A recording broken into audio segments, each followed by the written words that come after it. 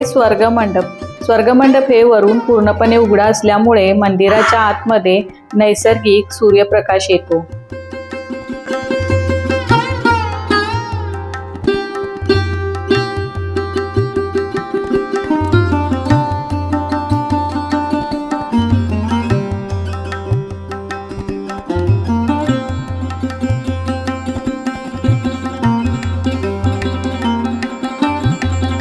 कोपेश्वर मंदिर हे 12व्या शतकातलं एक प्राचीन मंदिर आहे आणि या मंदिराच्या बांधकामाची सुरुवात चालुक्यांच्या काळात सुरू झाली होती। मंदिराचं मुख्य बांधकाम शिलाहार राजा गंधरादित्य यांनी केलं होतं आणि यानंतर पुढे यादव राजांच्या काळात या मंदिराचं बांधकाम पूर्ण झालं होतं।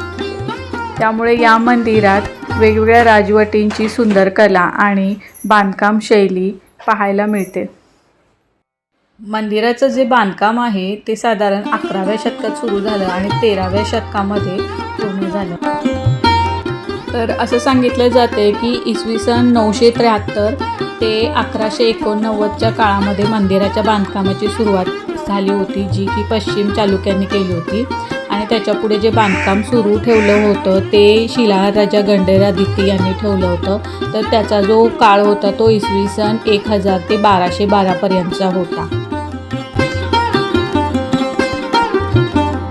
आणि पुढे उरलेली जी मंदिराची कामं होती ती इसवी सन 1175 ते 1318च्या काळामध्ये यादव राजवटीमध्ये पूर्ण करण्यात आली होती।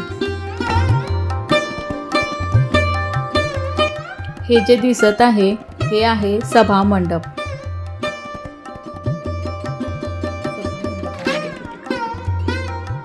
सभा मंडपामध्ये एकूण कोरीवकाम केलेले 60 खांब आहेत।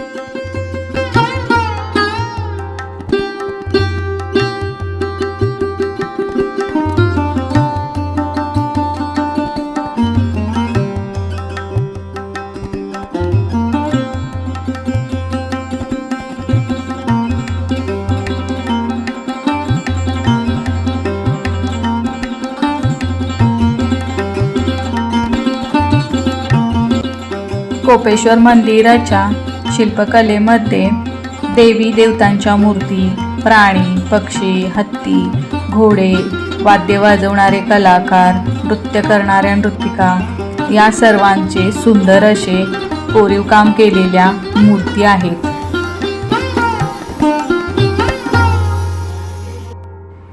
अनेक आक्रमणं आणि काळाचा प्रवास सहन करूनही या मंदिरात